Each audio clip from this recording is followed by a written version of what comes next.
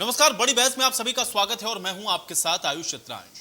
आज हम बात करेंगे ट्विटर पर छिड़े हुए संग्राम की, जिसकी शुरुआत तो दिल्ली से हुई और रायपुर होते होते ये बात मध्य प्रदेश तक पहुंच गई। जी हां, केंद्रीय मंत्री ज्योतिरादित्य सिंधिया ने कल एक ट्वीट करते हुए छत्तीसगढ़ के मुख्यमंत्री भूपेश बघेल को कटघरे में खड़ा किया।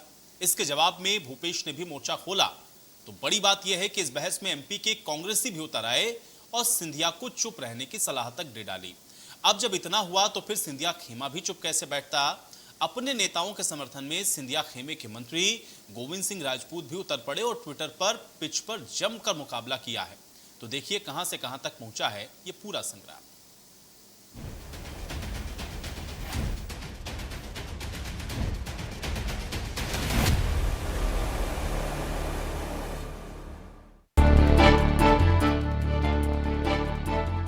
दिल्ली में केंद्रीय मंत्री ज्योतिरादित्य सिंधिया के एक ट्वीट ने छत्तीसगढ़ से लेकर मध्य प्रदेश तक ट्विटर वॉर छेड़ दिया। दरअसल सिंधिया ने ट्वीट कर लिखा था कि भूपेश बघेल अपने दामाद का निजी महाविद्यालय बचाने के लिए उसे सरकारी कोष से खरीदने की कोशिश में है। प्रदेश की राशि का उपयोग अपने दामाद के लिए, वो भी एक ऐसा मेडिकल कॉलेज जिस पर धोखाधड़ी के आरोप मेडिकल काउंसिल ऑफ इंडिया द्वारा लगाए गए थे। कौन बिकाऊ है और कौन टिकाऊ, इसकी परिभाषा अब साफ है। इसके जवाब में भूपेश बघेल ने एक दो नहीं बल्कि 3 ट्वीट किए और लिखा कि यह खबर काल्पनिकता की पराकाष्ठा से उपजा विवाद है, जिसे मैं चुनौती देता हूं। अगर जनहित का सवाल होगा तो सरकार निजी मेडिकल कॉलेज भी खरीदेगी और नगर नार का संयंत्र भी। हम सार्वजनिक क्षेत्र के पक्षधर लोग हैं और रहेंगे। हम उनकी तरह जनता की संपत्ति नहीं बेच रहे हैं। दूसरे ट्वीट में सीएम ने लिखा कि जहां तक रिश्तेदारी और निहित स्वार्थ का सवाल है तो मैं अपने प्रदेश की जनता को यह बताना चाहता हूं कि भूपेश बघेल उसके प्रति उत्तरदायी है और उसने हमेशा पारदर्शिता के साथ राजनीति की है। सरकार में भी हमेशा पारदर्शिता होगी। सौदा होगा तो सब कुछ साफ हो जाएगा। तीसरे और आखिरी ट्वीट में सीएम ने लिखा कि चंदूलाल चंद्राकर मेडिकल कॉलेज पर प्रकाशित एक समाचार पर तरह तरह के कयास लगाए जा रहे हैं। वे सब निराधार हैं।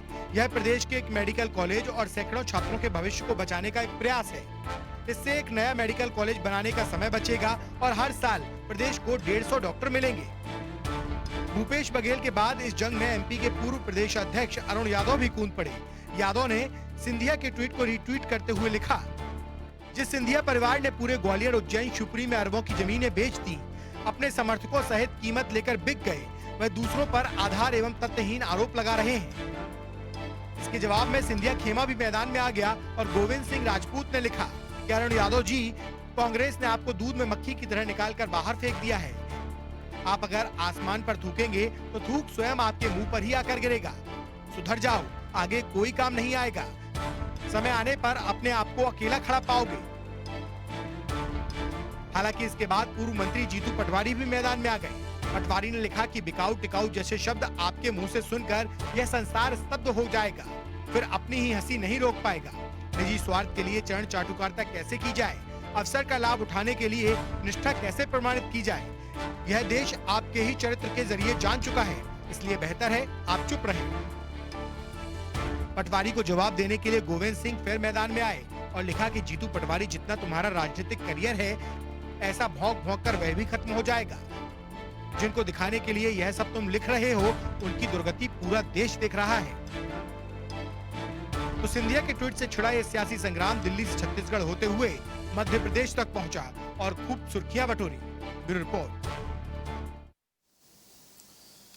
तो चंदूलाल चंद्राकर कॉलेज को लेकर के शुरू हुए संग्राम ने खूब सुर्खियां बटोरी हैं। तो आज हम भी इसी विषय पर चर्चा करेंगे। खास मेहमान भी हमारे साथ जुड़ चुके हैं। पहले उनका परिचय मैं आपके साथ करवाता हूं। राकेश शर्मा जी हमारे साथ जुड़ रहे हैं भारतीय जनता पार्टी की तरफ से, बहुत स्वागत है राकेश शर्मा जी आपका। सुरेंद्र वर्मा जी हमारे साथ जुड़े हुए हैं कांग्रेस पार्टी की तरफ से, सुरेंद्र वर्मा जी बहुत स्वागत आपका भी। के शर्मा जी हमारे साथ जुड़ रहे हैं, वरिष्ठ पत्रकार हैं, के शर्मा जी आपका भी स्वागत। और सरमन नगेले जी भी हमारे साथ जुड़े हुए हैं, आप भी वरिष्ठ पत्रकार हैं, सरमन नगेले जी आपका भी बहुत स्वागत है। राकेश जी, चर्चा की शुरुआत में आज आपसे ही करूंगा। कैसे देखा जाए, एक तरफ तो एक ट्वीट होता है और वो ट्वीट दिल्ली से होते हुए फिर रायपुर और रायपुर से होते हुए मध्य प्रदेश तक आ जाता है, लेकिन ट्वीट के अंदर असल में जिस मुद्दे को उठाया जा रहा था वो कहीं उसमें गौड़ हो जाता है और उसके बाद आपसी आरोप प्रत्यारोप शुरू हो जाते हैं। इसके क्या मायने समझे जाए, उसको कैसे देखें? सबसे पहले तो एक बात स्पष्ट हो जाना चाहिए कि माननीय ज्योतिरादित्य सिंधिया जी ने जो ट्वीट किया वो कहीं ना कहीं उसमें सच्चाई। आप बघेल साहब जो सीएम है छत्तीसगढ़ के, उनके 3 ट्वीट का जिक्र किया गया। एक भी ट्वीट में उन्होंने इस बात को इनकार किया कि सरकार उस मेडिकल कॉलेज को नहीं खरीद रही। वो पिछले गेट से उसको खरीदने की जो हरकतें हैं बाद में वो कर रहे हैं कि छत्तीसगढ़ की जनता के हित में निर्णय लिया जा रहा है, छत्तीसगढ़ की जनता के हित में निर्णय लिया जा रहा है, मेडिकल कॉलेज के छात्रों के हित में निर्णय लिया जा रहा है। पर ये जो बात मौजू है कि आप अपने दामाद का मेडिकल कॉलेज खरीदने का प्रयास कर रहे हैं, जिस पे मेडिकल काउंसिल ऑफ इंडिया ने भ्रष्टाचार के मामले चल रहे हैं और कहा है कि इस पर भ्रष्टाचार हो रहा है लगातार, आपने उस बात को इनकार नहीं कर रहे हैं कि हम वो कॉलेज नहीं खरीद रहे। मतलब सिंधिया जी जो कह रहे हैं उसको वो माननीय भूपेश बघेल साहब ने भी पुख्ता रूप से स्वीकार कर लिया है कि सरकार ये कर रही है। अब बात मध्य प्रदेश में जो कांग्रेस के नेता ट्वीट कर रहे हैं, कांग्रेस की तो परंपरा है, कांग्रेस तो शुरुआत से भ्रष्टाचार की जड़ रही है हिंदुस्तान में। आज मध्य प्रदेश की बात की जाए तो 15 माह की कमलनाथ सरकार में मध्य प्रदेश सरकार के वरिष्ठ मंत्री भूपेश जो बघेल साहब थे वही कहते थे कि कांग्रेस के हमारे नेता शराब माफिया हैं, खनन माफिया हैं, हमारी सरकार को अस्थिर करने का प्रयास कर रहे हैं। तो वरिष्ठ मंत्री अपने वरिष्ठ नेताओं पे जो 10 साल तक मुख्यमंत्री रहे मध्य प्रदेश पे, उन पे आरोप लगाते थे। तो ये जो कांग्रेस की परंपरा है कि लगातार लूटो और इतना लूटो कि गले गले तक भर जाए पर उसको स्वीकार भी करो। मैं तो इस बात की शाबाशी देना चाहूँगा कांग्रेस के मुख्यमंत्री को छत्तीसगढ़ के कि आप एक तरफ भ्रष्टाचार को बढ़ावा भी दे रहे हैं और उसको स्वीकार भी कर रहे हैं कि हाँ हम भ्रष्टाचार कर रहे हैं। मुझे तो दुख इस बात का होता है कि एक मामला आपके लगातार चैनल पे चल रहा है और कई दिन से चल रहा था टीएस सिंहदेव साहब वाला, कि एक कांग्रेस का विधायक कहता है कि हमारा स्वास्थ्य मंत्री हमारी हत्या करना चाहता है। तो ये जो कांग्रेस में पूरे हिंदुस्तान में चल रहा है, स्थिति ये हो गई कि भानुमति से अपने कुनबा संभालते नहीं बन रही है। पंजाब में कैप्टन वर्सेस सिद्धू चल रहा है, राजस्थान। लेकिन राकेश जी मुझे ये बताइए ना, क्योंकि चलिए ठीक है आपने कहा कि देखिए सीएम खुद इस बात को जो ट्वीट कर रहे हैं सिंधिया जी उसको खुद वो स्वीकार कर रहे हैं, लेकिन वो ये भी तो साथ में कह रहे हैं ना कि चलिए ठीक है हम तो खरीदते हैं, आपकी तरह बेचते थोड़ी ना है। देखिए मेरा निवेदन ये है कि चोर चोरी कर रहा है और स्वीकार भी कर रहा है कि मैं चोरी कर रहा हूं, पर वो दूसरों पे आरोप लगा रहा है, तो इससे आपकी चोरी तो खत्म नहीं हो जाती। आप कितने ही आरोप लगाइए, कितनी भी बात कीजिए, पर आप एक चोरी कर रहे हैं, आप एक डकैती कर रहे हैं, आप छत्तीसगढ़ की जनता के साथ छल कर रहे हैं। आपने मुख्यमंत्री रहते हुए ये शपथ ली थी कि मैं छत्तीसगढ़ के हित में निर्णय करूंगा। आप परिवारवाद कर रहे हैं, कोई दिक्कत नहीं है। कांग्रेस के तो जड़ों में खून में परिवारवाद भरा हुआ है ना। दिल्ली में सुरेंद्र वर्मा जी इसका जवाब देंगे। सुरेंद्र वर्मा जी, अगर छत्तीसगढ़ दूसरे की गलती या दूसरे को आईना दिखाते हुए अपनी गलती को ढक छुप नहीं सकते हैं। सुरेंद्र वर्मा जी ये बात कह रहे हैं राकेश शर्मा जी, मैं चाह रहा हूं जवाब दें। कोई बात छुपी नहीं हुई है। जिस मध्य प्रदेश की ये बात कर रहे हैं सर्वविदित है कि किस प्रकार से व्यापम में न केवल भ्रष्टाचार, 100 से अधिक हत्याएं हुई है, 100 से अधिक। दुनिया में दूसरा मामला नहीं है आयुष जी। और जो मूल बात है, भारतीय जनता पार्टी के नेता छत्तीसगढ़ में केवल वर्चुअल बयानबाजी करके ही जिंदा है। इनकी राजनीति यही चल रही है। ये केवल ट्विटर से, फेसबुक से, व्हाट्सएप से बाहर नहीं निकल पा रहे हैं। मूल बात अंकुश जी, जो चंदूलाल चंद्राकर मेडिकल कॉलेज का मामला है, लगातार फरवरी से इस बात के लिए जो छत्तीसगढ़ के जो छात्र हैं जो वहां पर प्रभावित हैं, जो उनके पालक हैं, वो लगातार सरकार से बार बार मांग कर रहे थे। और 20 जुलाई को भी इस संदर्भ में जो है छात्रों का प्रतिनिधिमंडल और जो पालकों का प्रतिनिधिमंडल है वो मिला, उसके पहले भी चर्चा हुई। मूल बात देखिए आयुष जी, ये राज्य सरकार की जिम्मेदारी होती है। जब भी कोई सरकारी या निजी मेडिकल कॉलेज खोला जाता है तो राज्य सरकार से एक certificate MIC medical council of India के द्वारा ये मांगा जाता है। यह आवश्यक दस्तावेज है जिसमें इस बात की गारंटी दी जाती है कि कॉलेज के संचालन में किसी प्रकार की रुकावट आती है या मान्यता उसकी खतरे में पड़ती है तो राज्य सरकार जो है जो छात्रों का जो हित है उसकी गारंटी दे। ये जो 2013 में चंदूलाल चंद्राकर मेडिकल कॉलेज स्थापित हुआ था, ये रमन सिंह जी के सरकार ने इस पर गारंटी दी थी, हम तो उसको निभा रहे हैं। तो ये 150 छात्र जो 2017 में एडमिशन लिए हैं वो चौथे ईयर में है, उसके पहले के जो छात्र हैं वो इंटर्नशिप कर रहे हैं। तो निश्चित रूप से देखिए एक बड़ा मामला है ये राज्य में एक मेडिकल कॉलेज, सरकारी मेडिकल कॉलेज की सुविधा मिलेगी। और इसमें जब ये स्थापित हुआ था तब भी उस समय भी जो 50% जो छात्र हैं वो मेरिट के आधार पर, आरक्षण के आधार पर स्टेट के, छत्तीसगढ़ के स्थानीय नागरिकों को वहां भर्ती देना, एडमिशन देना अनिवार्य था। तो ये भारतीय जनता पार्टी सबसे पहले तो ये स्पष्ट करे कि उस कॉलेज को संचालन में, उस कॉलेज के सरकारीकरण के ये पक्ष में है या विरोध में। उन जो छात्रों का जो भविष्य है, जो वहां पर अध्ययनरत हैं, उनके पक्ष में है या विरोध में। ये लगातार इस प्रकार से अनर्गल बयानबाजी कर रहे हैं। अंकुश जी, आयुष जी, एक मेडिकल कॉलेज में औसत जो खर्च है लगभग 500 करोड़ रुपया आता है। ये तो बात की बात है, उस पर विधानसभा में चर्चा होगी। वो एक्ट बना है, उसके अधिग्रहण की जो प्रक्रिया है वो केंद्र सरकार के भू अधिग्रहण की तर्ज पर सर्वमान्य फार्मूले से होता है, ये अलग बात है। ये जो भारतीय जनता पार्टी के लोग जो हैं, इनका लोकतांत्रिक चेहरा है। ये जो बिकने और बेचने की और खरीदने की संस्कृति है, लोकतंत्र को किस प्रकार से कलंकित किया जा रहा है। मणिपुर, गोवा, कर्नाटक और मध्य प्रदेश में ये अपने टाक जो है वो कांग्रेस पर मत होते। कांग्रेस सरकार, हमने तो पहले भी कहा, ये पहला उदाहरण नहीं है। आपको याद होगा अंकुश जी, आयुष जी, 2003 के समय, अटल बिहारी के समय में, अटल बिहारी वाजपेयी, लेकिन सुरेन जी, कॉलेज जिसको 2017 से मान्यता ना मिली हो, सुरेन जी, जिसको 2017 से मान्यता ना मिली हो, धोखाधड़ी के भी आरोप जिसके ऊपर लगे हों, अब उसको लेकर के अगर आप ये पैरवी करने लगे कि नहीं वहां पे छात्रों का भविष्य खराब हो रहा था इसलिए सरकार चाहती है, तो ये कैसे होगा? और यही तो आरोप ये लगा रहे हैं ना, क्योंकि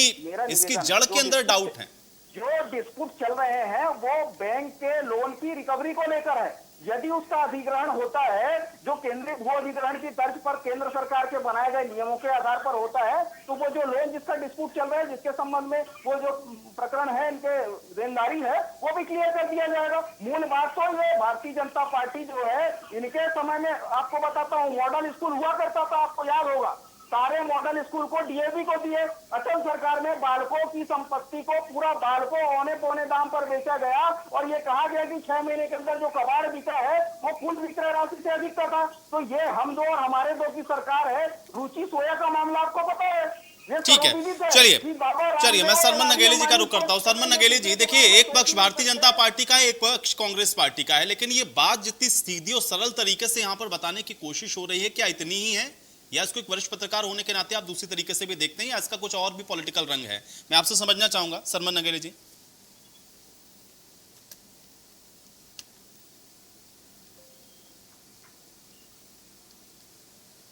सरमन नगेली जी, क्या आप मुझे सुन पा रहे हैं?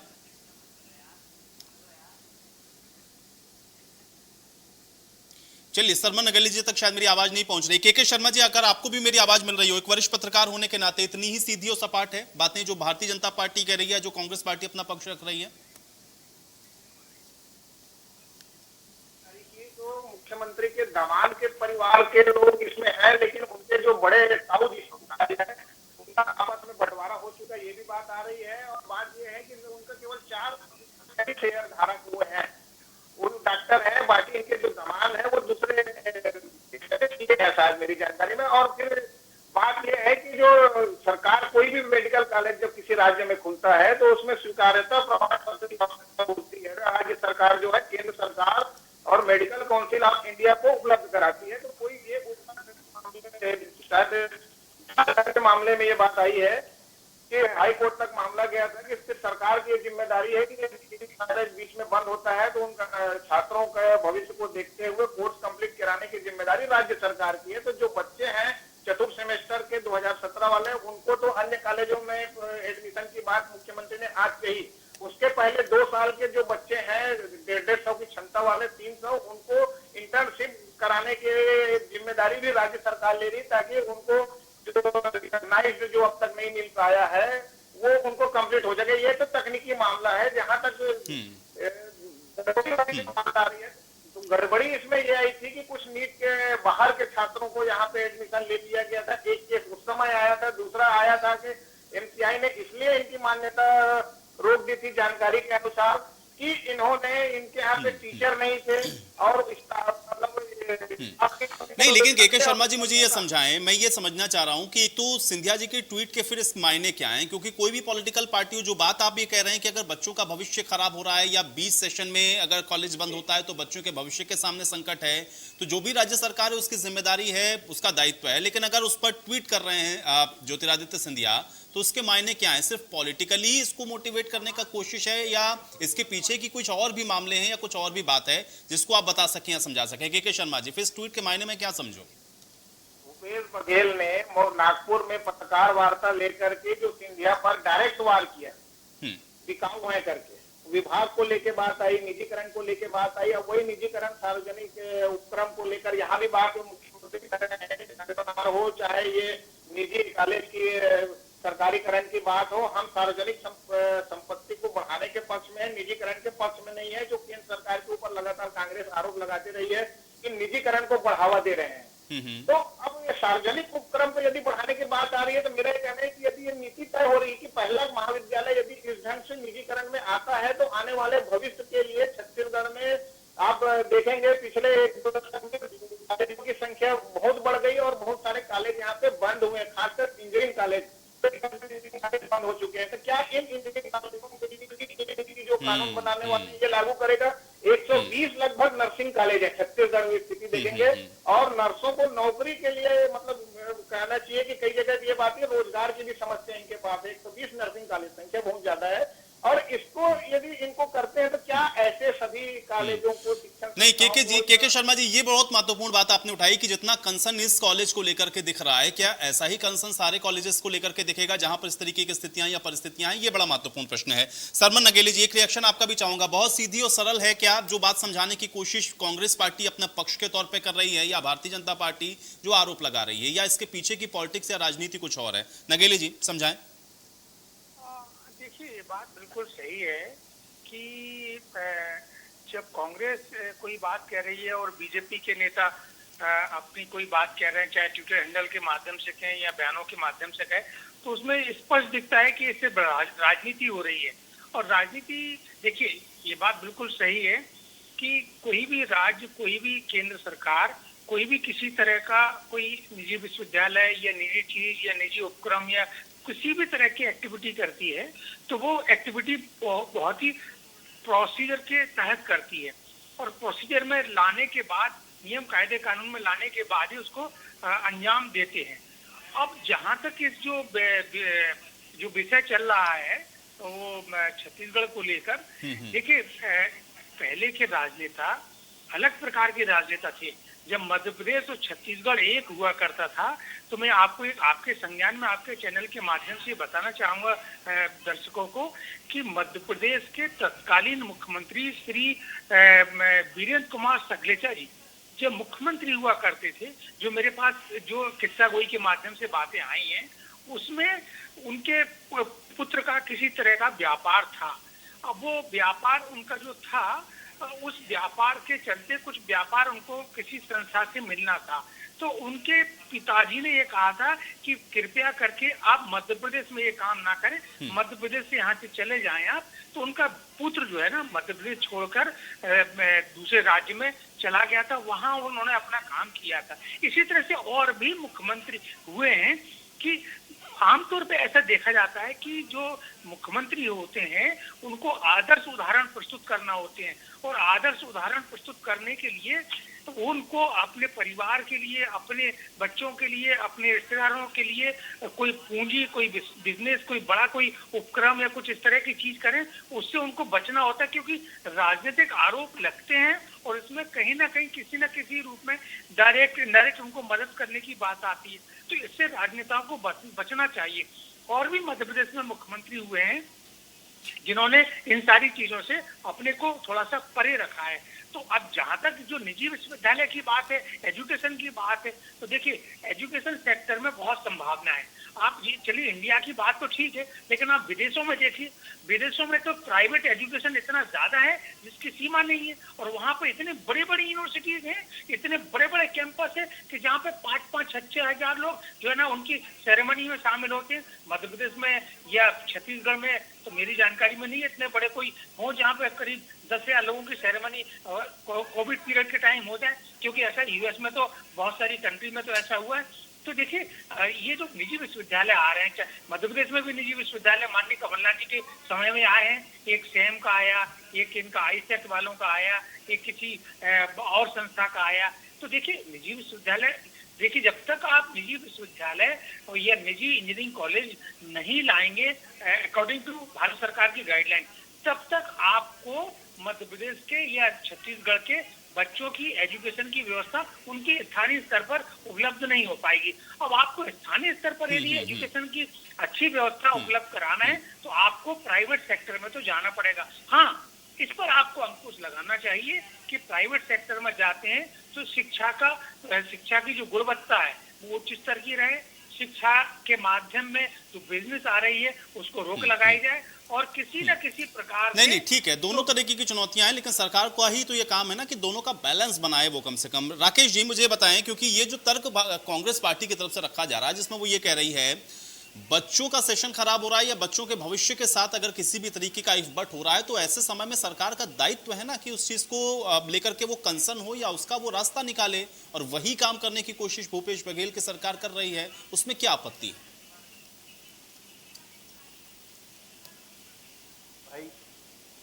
तू इधर उधर की बात मत कर, ये बता काफिला क्यों लूटा।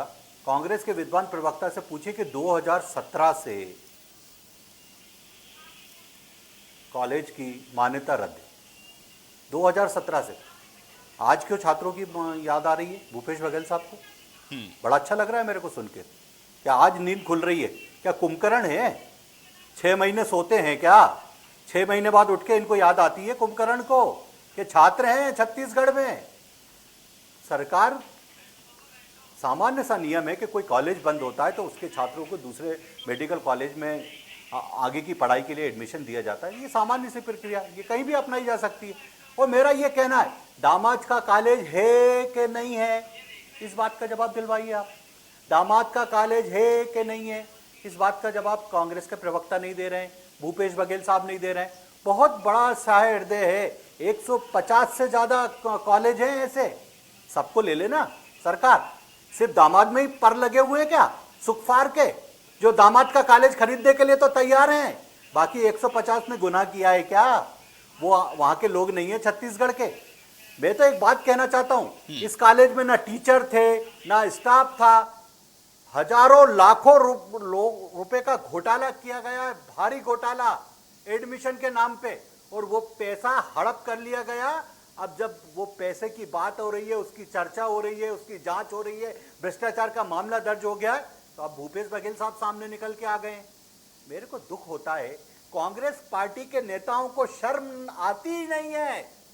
भ्रष्टाचार करेंगे और छाती पीट कर स्वीकार करेंगे, हम भ्रष्टाचार कर रहे हैं। किसके लिए? केवल हम जनता के लिए कर रहे हैं। तो भैया वो 150 कॉलेज वाले भी लाइन में खड़े, उनको भी प्रस्ताव भेज दो। मुझे दुख होता है कि आप मध्य प्रदेश की बात करने लगोगे, आप दिल्ली की बात करने लगोगे। आप ये बताओ कि आप अपने दामाद का कॉलेज खरीद रहे कि नहीं खरीद रहे, सरकारी पैसे से खरीद रहे कि नहीं खरीद रहे। मुझे लगता है, और आप ये इधर उधर की बातें करते हैं, स्वास्थ्य मंत्री पे विधायक आरोप लगा रहा है कि साहब मेरी ये हत्या करवाना चाह रहे हैं। ये सरकार चल रही है छत्तीसगढ़ में, स्वास्थ्य मंत्री पे। कोरोना काल चलता है, भूपेश बघेल साहब को क्रिकेट मैच देखने का शौक चल रहा था, 50,000 लोगों को स्टेडियम में इकट्ठा कर लेते हैं। चरम पे था छत्तीसगढ़ में कोरोना काल, वहां पे क्रिकेट टूर्नामेंट करवाते हैं, सचिन तेंदुलकर पहुंचते हैं, वो कोरोना में पीड़ित हो जाते हैं। जितने खिलाड़ी पहुंचते हैं उसमें से आधे पीड़ित हो जाते हैं, जितने लोग मैच देखने जाते हैं उसमें से 25,000 लोग कोरोना पीड़ित हो जाते हैं। तो ये जो नीरो है ना, नीरो, ये पूरा छत्तीसगढ़ जल रहा है और भूपेश बघेल साहब बंसी बजा रहे हैं, बंसी। ये ऐसे भ्रष्टाचार और इस तरह जनता को मारने पे तुले हुए हैं भूपेश बघेल, इसलिए मुख्यमंत्री बनाया है क्या आपको?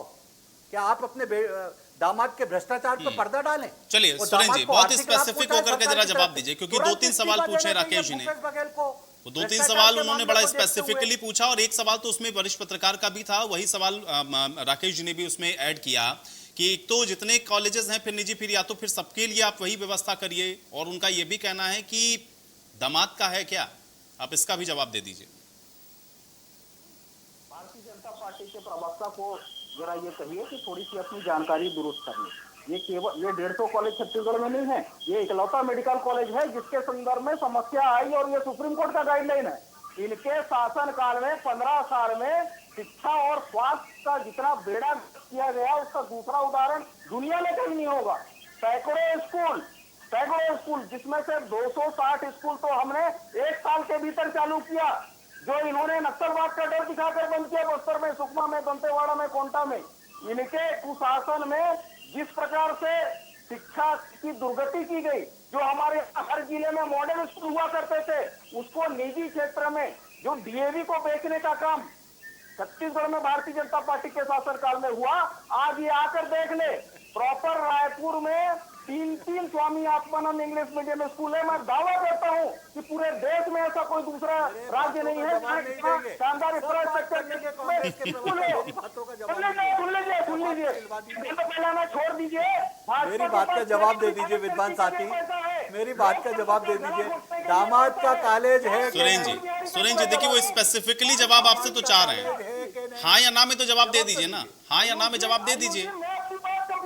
दामाद का कॉलेज है कि नहीं, जवाब दीजिए।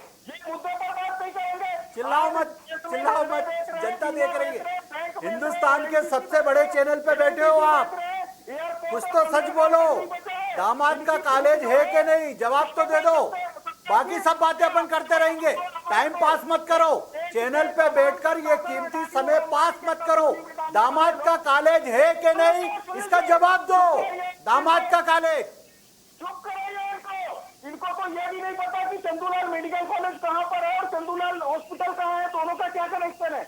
मैं आपके चैनल के माध्यम, अरे दामाद का कॉलेज है कि नहीं, मुझे क्या पता है क्या नहीं पता, अब मुझे बता दो आप। मैं यही तो पूछ रहा हूँ, सुनते हैं राकेश जी सुनते हैं, देखते हैं जवाब दे रहे हैं कि नहीं दे रहे। राकेश जी एक सेकंड सुनते हैं। तो पूछ रहा हूँ, मैं तो आपका ज्ञान बढ़ाना चाहता हूँ ना, आप बहुत ज्ञान पांडे हो, जरा आपने ज्ञान में बता दो दामाद का कॉलेज है कि नहीं। आयोजन को चुप कराइए, संगीत स्लीपर सेल इस प्रकार से केवल गंदगी लाने का काम करते हैं चैनलों में बैठकर। ठीक है, लेकिन सुरेन जी बात का जवाब तो देना पड़ेगा ना। देखिए सुरेन जी अगर वो सवाल खड़े कर रहे हैं तो उनकी बात का जवाब तो देना पड़ेगा ना। या तो आप हाँ में या तो ना में जवाब दे दीजिए, या आप कह दीजिए कि नहीं ठीक है।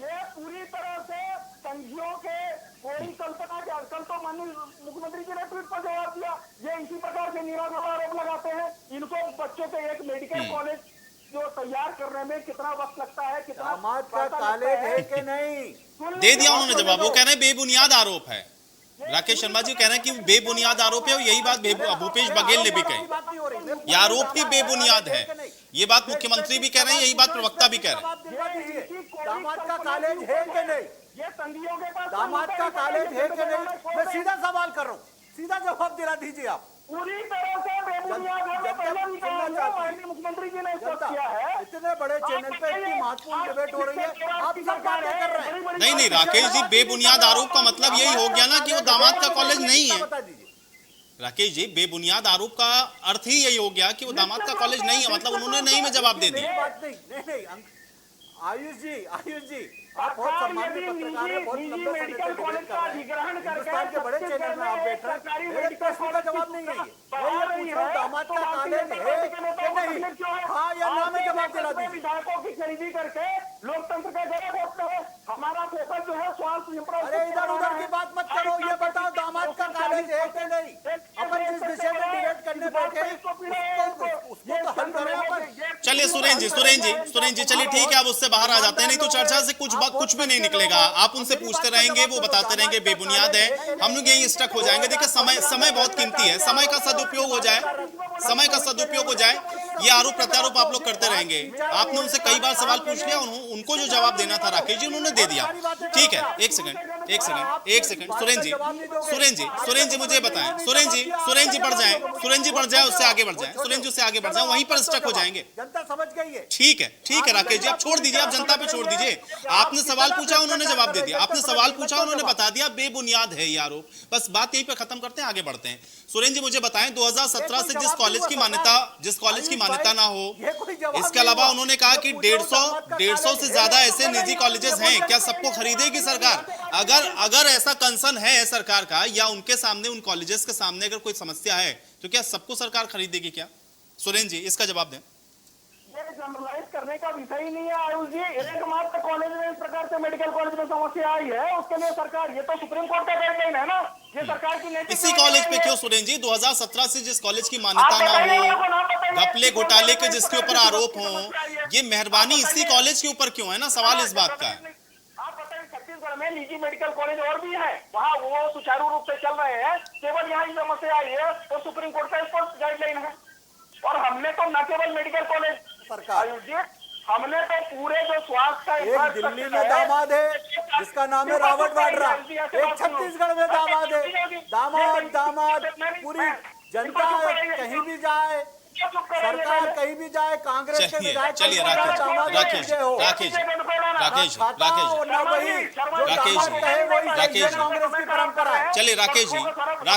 राकेश जी थोड़ा सा शांत हो जाए, आप सुन ले, उनकी बात को भी सुन ले भाई, उधर से भी तो पक्ष आना चाहिए ना। ठीक है सुरेंद्र जी, बहुत जल्दी से कंप्लीट करें। सुरेंद्र जी, क्या रॉबर्ट वाड्रा दामाद नहीं है क्या? रॉबर्ट वाड्रा दामाद नहीं है क्या? और ये जो कॉलेज का जिसका मामला चल रहा है वो दामाद का नहीं है क्या? चलिए अब आप दोनों लोग ऐसे आरोप प्रत्यारोप में उलझ रहेंगे, मैं आगे बढ़ता हूं। ठीक है, अब मैं नगेली जी आपके पास आ जाता हूं, क्योंकि ये जो बात यहां पर बार बार उठी, क्या आपको लग रहा है कि वाकई में इतना ही बार इसको हम मान के चलें? क्योंकि ये भी कहा जा रहा है ना कि फिर ये कंसर्न सारे कॉलेजेस के साथ दिखना चाहिए, या अगर स्पेसिफिक इस कॉलेज के साथ हो रहा है तो क्या जो सवाल उठाए जा रहे हैं वो आपको वैलिड लग रहे हैं?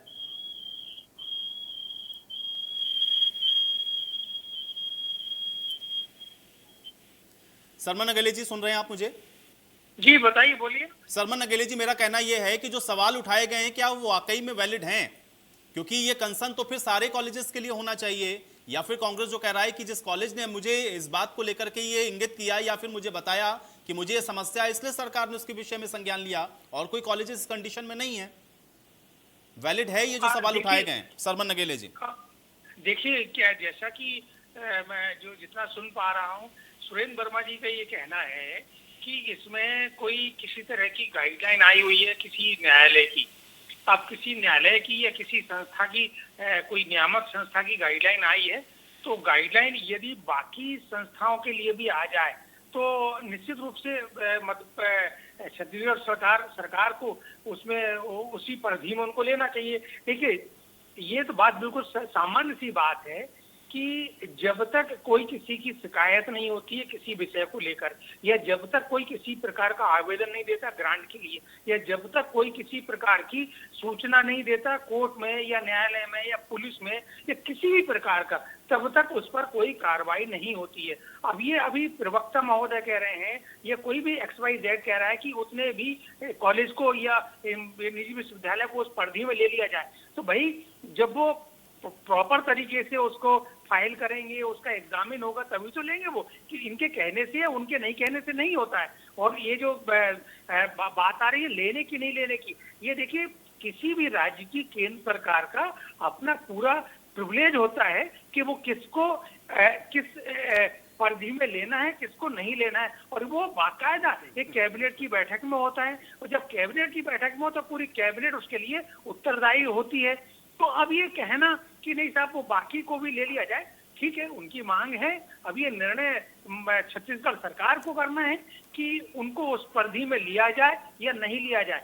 यदि वो लोगों को कोई किसी तरह की आपत्ति है तो वो उसको आधार बनाते हुए कोई अपनी PIL दायर करें, किसी न्यायालय की शरण में जाएं, किसी दूसरे अपने जो उनके बड़े जो संस्थाएं हैं जहां से उनको न्याय मिल सकता है उसके शरण में जाए वो।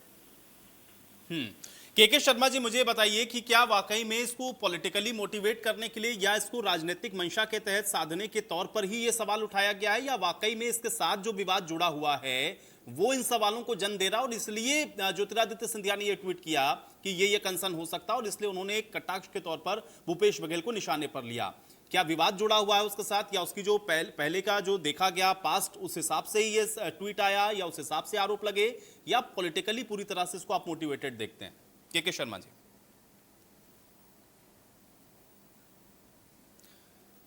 चलिए, के शर्मा जी तक शायद मेरी आवाज नहीं पहुंची। मैं राकेश जी आपके पास आता हूं दोबारा वापस। राकेश जी, जो बात सुरेंद्र जी कह रहे हैं, बार बार वो इस बात को कह रहे हैं कि एक तो देखिए जो इस समय की स्थिति है, या फिर जब कॉलेज को लेकर के कुछ कंसर्न है तो उसके हिसाब से सरकार अपना जो निर्णय है वो ले रही है।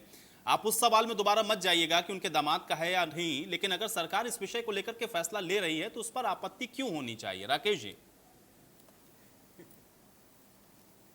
आयुष जी, सबसे पहले बड़ा गंभीर विषय है कि 2017 में एक कॉलेज की मान्यता खत्म की जाती है, रद्द की जाती है। 2017 का विषय भूपेश बघेल साहब की सरकार को बने हुए कितना समय हो गया, ये आपसे छुपा नहीं है, कांग्रेस के प्रवक्ता से भी छुपा नहीं है। मेरा सामान्य रूप से जो प्रश्न है कि आपको आज क्यों याद आ रही है, क्यों याद आ रही है आज? मेरे कुछ साथी कह रहे हैं कि साहब कोर्ट का निर्णय आया, तो जो छात्र प्रभावित हो रहे थे वो कोर्ट गए। ऐसे तो बहुत सारे कॉलेजों के छात्र प्रभावित हैं, वो भी कोर्ट गए हुए हैं, वो भी कॉलेज के छात्र भी कोर्ट गए हुए हैं। सरकार उनके बारे में क्यों नहीं विचार कर रही है? एक और सामान्य सी बात मैं ये कहना चाहता हूँ कि सैया भाई कोतवाल फिर डर काएगा, वो वाली कहावत लागू हो रही है। ना खाता और ना भाई जो दामाद कहे वही सही। वो दिल्ली में भी हो रहा है कि रॉबर्ट वाड्रा के लिए कि स्थिति की राजस्थान ने की पूरी ज़मीनें उनने छोटे छोटे किसानों की हड़प ली। इसी तरह हरियाणा में किया, जमीन घोटाले के केस उनके ऊपर मामले चल रहे हैं, जमानत पे हैं रॉबर्ट वाड्रा। इसी तरह ये दामाद वाला मामला आ रहा है। मैंने तो सीधा साधा प्रश्न किया था, हाँ या ना में जवाब दे दें। ये थोड़ी होता है कि बेबुनियाद। तो ये डिबेट किस लिए हो रही है? फिर डिबेट ही नहीं होना था। और दूसरी बात, भूपेश बघेल जी कोई छोटे मोटे कार्यकर्ता नहीं है कांग्रेस पार्टी के, छत्तीसगढ़ के मुख्यमंत्री हैं। और जिस व्यक्ति ने ट्वीट किया वो केंद्र में मंत्री है, सीनियर मंत्री है केंद्र में। तो इस तरह की बिना उसके कोई किसी के बारे में बोल देगा बेबुनियाद बात किसी के बारे में कोई भी बोल देगा क्या कहीं भी? और भूपेश बघेल साहब इतने सीधे हो गए कि वो नोटिस तक भी नहीं दे रहे हैं इतनी बड़ी बात होने के बाद। तो कहीं ना कहीं तो इसमें कुछ सच्चाई तो होगी ना, कहीं ना कोई वजनदारी होगी। जब तो ये ट्वीट आया है और उसके बाद इतनी तिलमिलाहट पूरी कांग्रेस पार्टी में छाई हुई है। अगर ये सब गलत है, बेबुनियाद है, तो कोर्ट में चले जाना था, मानहानि का दावा कर देना चाहिए था तुरंत। मुख्यमंत्री के खिलाफ अगर कोई इतना बड़ा ट्वीट हो जाए और मुख्यमंत्री उसके बाद सफाई देने लगे, अगर इतनी बात है कि ये भैया इस मामले में कोई दम नहीं है, बेबुनियाद है, तो मानहानि का दावा कर दो ना भैया, तुरंत जाना चाहिए मानहानि का दावा करने के लिए।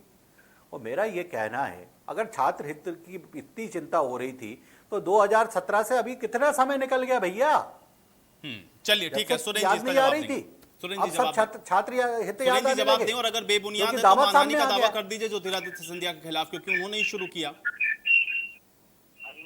राकेश जी, ये याद कर लें कि 2017 से लेकर दिसंबर 2018 तक इन्हीं के मुखिया, इन्हीं की पार्टी के रमन सिंह जी लगातार 15 साल मुख्यमंत्री रहे। उसमें 2017 से लेकर दिसंबर 2018 तक का भी पीरियड इन्हीं के समय में स्थापित हुआ। इन्हीं के द्वारा वो जो बॉन्ड केंद्र सरकार को MIT को दिया गया था वो जारी हुआ, और इन्हीं के कार्यकाल में ये सारी दिक्कतें भी पैदा हुई। ये अपने पाप कांग्रेस पर सोचने से पहले अपने गिरेबान में झांक के देखे। और जो सरकारी इंफ्रास्ट्रक्चर का दामाद के लिए जो उपयोग ना, वरिष्ठ पत्रकार है के शर्मा जी, ये इस बात से वाकिफ है कि रायपुर में जो DKS की स्थापना की गई थी वो इस दामाद को उपरित करने और बिना टेंडर के जिस प्रकार से उस अस्पताल में करोड़ों अरबों का जो भ्रष्टाचार हुआ वो आज भी ये जांच से भाग रहे हैं। इनके जो दामाद है रमन सिंह के, आज तक न वो अंतागढ़ प्रकरण में वाइस चैंसलर देने आ रहे हैं, न DKS मामले में तो मानहानि करेंगे। चलिए दूसरी बात का जवाब दीजिए, ये अगर बेबुनियाद आरोप है तो मानहानि का दावा कब करेंगे आप? सुन लीजिए, इस बारे में जो नीति बनेगी उसके पहले पर मेरे प्रश्नों का जवाब तो दे दीजिए आप इधर उधर की बातें करने लगते हैं। सुरेंद्र जी देखिए, सीधे सवाल का जवाब अगर आप नहीं देंगे तो फिर वो इसी तरीके से बीच में आपको टोकेंगे। वो कह रहे हैं कि अगर एक देखिए मुख्यमंत्री के ऊपर छत्तीसगढ़ के मुख्यमंत्री हैं भूपेश बघेल। सुरेंद्र वर्मा जी छत्तीसगढ़ के मुख्यमंत्री हैं भूपेश बघेल। इतना बड़ा आरोप अगर उनके ऊपर लगाया जा रहा है तो क्यों नहीं कर देते? मानहानि का दावा कर दीजिए ना उनके ऊपर। आप दोनों में मुझे बोलने से रोक रहे हैं जी, मेरा विनम्र निवेदन हाथ जोड़ के। नहीं सुरेंद्र जी, मैं बिल्कुल नहीं रोक रहा हूं, मैं तो खाली इतना कह रहा हूं कि आप जवाब दे दीजिए ना उस बात का। मैं क्यों रोकूंगा? मैं तो आपको समय दे रहा हूं बोलने का। एक मेडिकल कॉलेज के अधिग्रहण का मामला है, उसके लिए कैबिनेट की सहमति से प्रस्ताव जो है विधानसभा में रखा जा रहा है। उसकी एक प्रक्रिया होती है जो केंद्रीय अधिनियम है, भू अधिग्रहण के तर्ज पर एक सर्वमान्य नियम होता है। विधानसभा में चर्चा होगी, उसका वैल्यूएशन होगा उस प्रॉपर्टी का, उसके बाद राशि तय होगी। और ये ऐसा आरोप लगा रहे हैं इनके समय में। मैं आपसे विनम्रता पूर्वक निवेदन करता हूँ, शिक्षा, स्वास्थ्य, रोजगार, ये पहले दिन से ही भूपेश बघेल सरकार की प्राथमिकता है। आज गांव, गरीब, आदिवासी, ग्रामीण, गोपालक में जो खुशहाली आई हो, जो अर्थव्यवस्था सुधरी है, बड़ा कारण उसके पीछे है। स्वास्थ्य का इंफ्रास्ट्रक्चर जो हर आदमी तक पहुंच है, हर आदमी को जो निःशुल्क स्वास्थ्य सुविधा के लिए 250% इंफ्रास्ट्रक्चर, और न केवल इंफ्रास्ट्रक्चर, हमने 2 जिला अस्पताल बनाए, लगातार इस दिशा में काम हो रहा है। चलिए के शर्मा जी मुझे ये बताइए कि क्या इतनी बड़ी बात अगर ज्योतिरादित्य सिंधिया कह रहे हैं तो क्या वाकई में मान के चला जाए कि कुछ तो है, और फिर मुख्यमंत्री उसको जब उस ट्वीट पर अपना रिएक्शन दे रहे हैं तब फिर भी ये लग रहा है कि हाँ कहीं ना कहीं तो कुछ हो सकता है? क्या इसकी गुंजाइश है, या फिर जो आरोप लगाए गए ज्योतिरादित्य सिंधिया की तरफ से? आरोप अभी लगे हैं, लेकिन ये अधिग्रहण की प्रक्रिया जो है पहले से जारी थी। जो जानकारी है, निहारिका बारिक मैडम स्वास्थ्य सचिव, उन्होंने हाईकोर्ट गए बच्चों की ओर से, हाईकोर्ट से ये बात आई कि इनको अस्थायी प्रवेश दिया जाए अन्य जगह, और इन लोग जो इंटर्नशिप कंप्लीट कर सके ताकि नीट, पीजी नीट की परीक्षा में इन लोग शामिल हो सके। ये एक बात है। उससे पहले 2012 में दिया था कि शासन की जिम्मेदारी वाली बात कि पीजी जो राज्य केंद्र सरकार और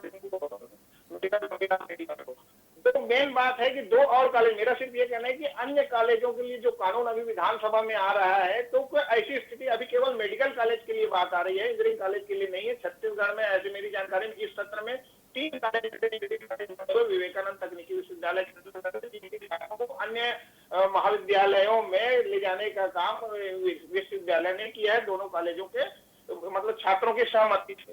अब बात ये आ रही है कि सर निजीकरण का सरकारीकरण की जो बात है, और जो इसमें मुख्यमंत्री की संलिप्तता की बात है, तो मुख्यमंत्री है क्या कि केवल उनके परिवार के लोग शामिल है? दूसरी बात अभी आई नहीं कि कितने में खरीदी होगी। अभी बात ये आ रही है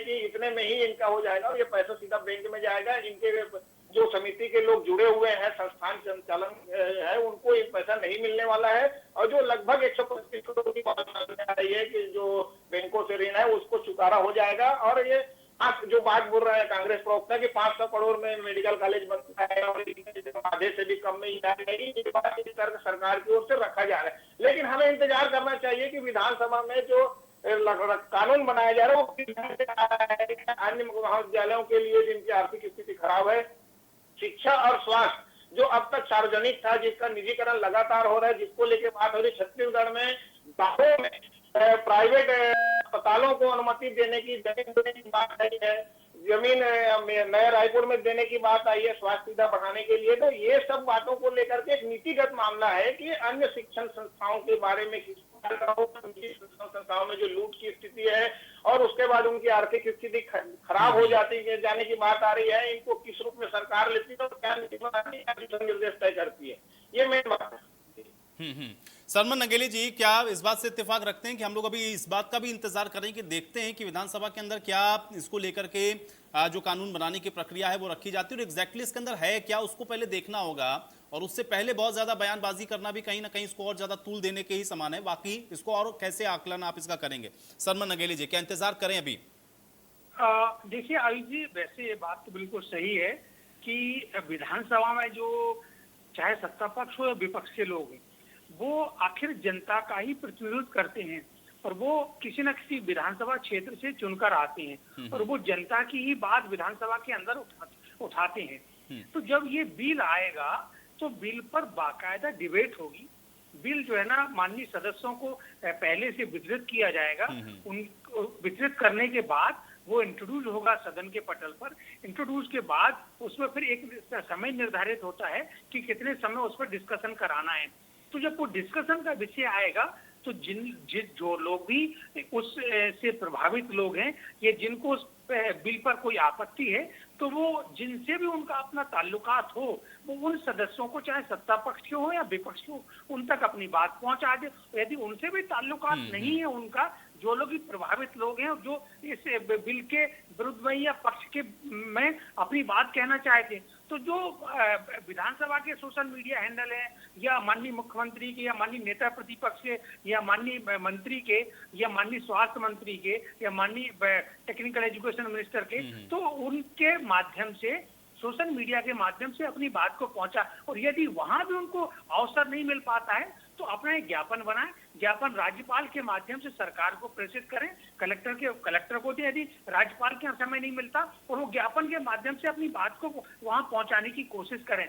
अब जहां तक जब हाउस में डिबेट होगी, तो हाउस में बिल्कुल यदि विपक्ष के लोग उस बिल के पक्ष में नहीं होते हैं और कोई किसी तरह की बहस लंबी होती है, और यदि बिल के दौरान विपक्ष ने डिवीजन मांग लिया है और सत्ता पक्ष के लोग उस अनुपात में वहां नहीं रहते डिवीजन के दौरान, तो वो बिल गिर जाएगा। ये बात बिल्कुल सही है, बिल गिर जाएगा, और फिर जब नेक्स्ट सेशन आएगा तो चलिए सरमन जी, तो कुल मिलाकर के आप जो कह रहे हैं उसी का लगता है इंतजार करना होगा, नहीं तो ये राजनीति या फिर ट्विटर को लेकर के छिड़ा हुआ वार जाके रुकेगा कहां, ये सवाल सबके जहन में। बहुत शुक्रिया आप सभी का, आप लोगों ने समय निकाला आज इस चर्चा का हिस्सा बने। हालांकि ज्योतिरादित्य सिंधिया ने जो ट्वीट किया, वो आपने देखा कि ट्वीट दिल्ली से होते हुए पहले छत्तीसगढ़ और फिर मध्य प्रदेश पर आकर के ये थमा, लेकिन अभी आगे इसमें और क्या कुछ देखने को मिलता है, इसके लिए आपको इंतजार थोड़ा और करना होगा। आज बड़ी बहस में मेरे साथ फिलहाल इतना ही।